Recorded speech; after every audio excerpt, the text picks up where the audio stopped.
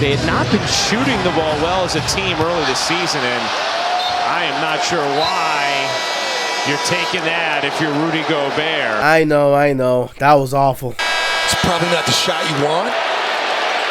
I'm just guessing. But I promise you, he is being scapegoated right now.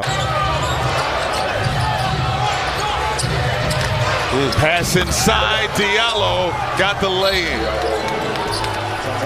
Anderson cramping up. Anderson was slow to get back defensively. So to end the year, you have the Timberwolves here hitting rock bottom, losing to the 50th seed Pistons. Yeah, this is rock bottom indeed. What is going on with this Timberwolves team? Wait, was that? Naz Reid's being asked whether or not it's a mystery why they're struggling. He says here, not really, we know why we're struggling. What is he trying to say?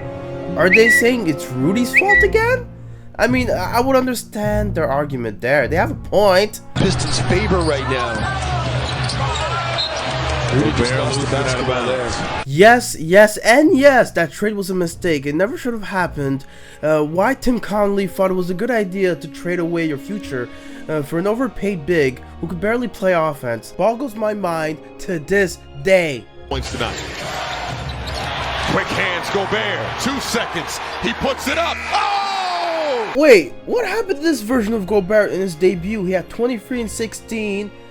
Cat was lobbing it to Gobert. It looked like they were going to play perfect basketball. It looked like they were going to be a top 3 seed in the West. What happened to this version of the Timberwolves? I mean, this is... Instead, you got Gobert getting beat by a rookie center? What? Martin. That would have been a 2. Oh, look at that. Look at that work. An offensive rebound and a score by Orlando Robinson, who now has 10 points and 7 rebounds in the first half. Just to illustrate how bad things were, Rudy Gobert playing more minutes than Orlando Robinson, 31 minutes. He had 10 points and 8 rebounds in the entire game. Worst part is, he got benched in the fourth quarter for Naz Reid, who was a much more effective player on offense, and on defense was just decent enough to try to stop Orlando. Look, Naz Reid being a plus 13 in the game, whilst Rudy is a minus 14, that's not a good sign. That's a very bad sign of things to come for the Minnesota Timberwolves. I'm just not sure what you can do. Defenses aren't afraid of Rudy anymore. He's averaging his lowest blocks per game since his rookie year. Gobert missed them both. Here comes Tyler. Circling. Finds Lowry. Baseline drive. Sets up Jovic for the score. And the sad truth is, much like his entire career, Rudy Gobert is once again a scapegoat for this situation. Allow me to explain. Now, Rudy Gobert currently holds the worst cumulative plus minus among starters for the Timberwolves this season, right? And the guy right in front of him is D'Angelo Russell, another guy that I think we need to talk about more because yeah, he hasn't been so good for the Timberwolves. And this is D'Angelo Russell spinning ahead into the front court and then turns it over to Hero. Already 3 turnovers for Minnesota, an easy score for Lowry off that one. 25 bench points, 30 paint points. Just a 2-point lead. Lowry to the cutting Strus, nobody home. On defense, I mean, just look how he's chasing Max Strus and then all of a sudden loses sight of him as soon as he cuts. Look, I know his defense is not his forte, but on offense, I mean, he put up a measly 13 points, 8 assists with 6 turnovers? Come on, man, that cannot happen. McDaniels gets it into Russell, knocked away, and the ball game's over. And over the last couple of games, he has picked it up. I know people are going to talk about it. December was a great month for him. His first 21 games leading up to late November, I mean, his averages weren't so good. You could see it. And his last 14 games in December, yeah, you could see a huge increase in those averages.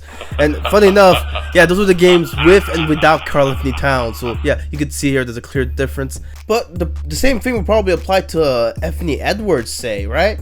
I mean, you look at his stats, there is some increases in certain areas, but not as dramatic as D'Angelo Russell's. And, you know, both of them having a usage rate increase of 2% during that span without Karl-Anthony Towns since. And what this tells me is that D'Angelo Russell, more than anybody, he needs the ball glued to his hands for him to be effective. And this Minnesota team, I mean, when McLaughlin plays as opposed to D'Lo with the starters, yeah, the offense runs much smoother. There's more movement. Transition offense is at a high. I mean, their rating is much higher with him on the court with the starters rather than D'Lo. You know you have bad defensive rotation if he gets that off. Randall wants another, and he gets it. Well, there we go. And if you look at the team as a whole without Towns as opposed to with Towns, of course they're a worse team offensively, it's obvious. But for them to be an average defensive team with and without Towns speaks a lot to just how bad this team is right now. Rudy Gobert, although he's having a low year, I mean, he still has moments of being that defensive stopper that you traded him for. And, you know, Cat, when he's on the court, you can see it here, he's slow to run after his man Sohan, and he gets an easy lob right here. And Cat, he does this a lot, man. You can see it here again. Look how he's slow to return, and then he thinks he's guarding up Portal. That's Rudy's man, and look who's open, Devin Vassell. And part of it is just that the perimeter defense has not been sound. Look at Edwards and Cat miscommunicating, not going up to that shooter. I mean, Cat has to close out late. What do you think?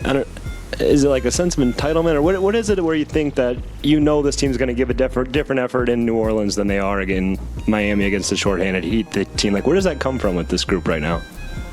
I don't know. That's a good question. I think there's a lot of guys out there that have, maybe think we're a lot better than we are.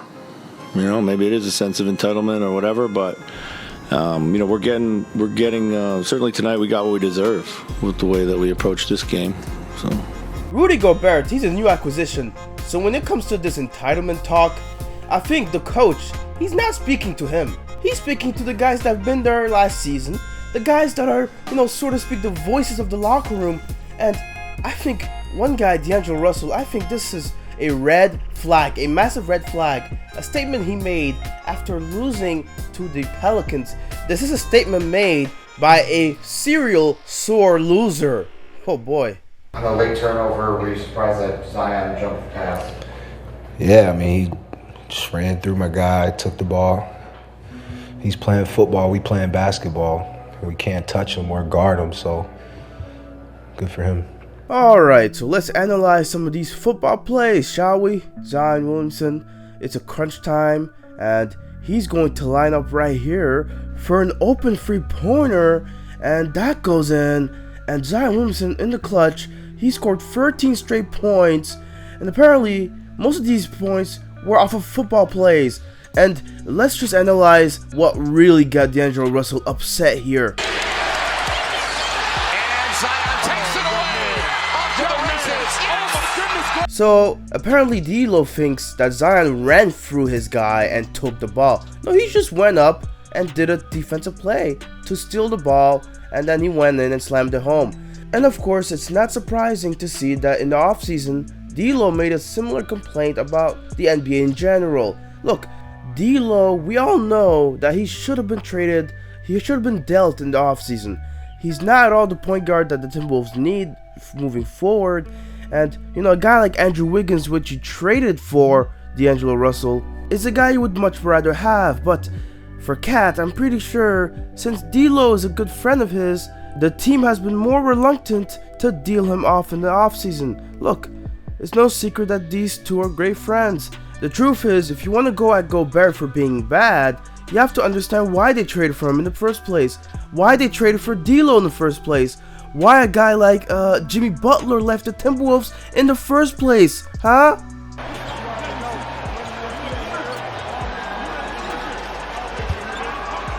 Jimmy Butler left after seeing how soft both Cat and Wiggins are.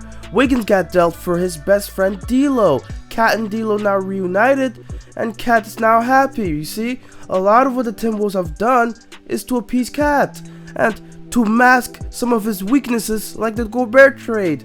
If you want to go at Gobert, you have to understand that much of what the Timberwolves have been doing is to try to mask off Cat's weaknesses and to try to appease him, right? I don't think the Timberwolves should be building around Mr. Minnesota now anymore.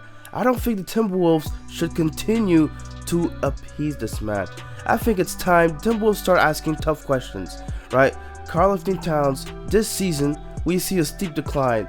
Second lowest points per game in his career since his rookie year. Lowest 3-point percentage in his career. And you wonder, the so-called best 3-point shooting center now shooting below average from free.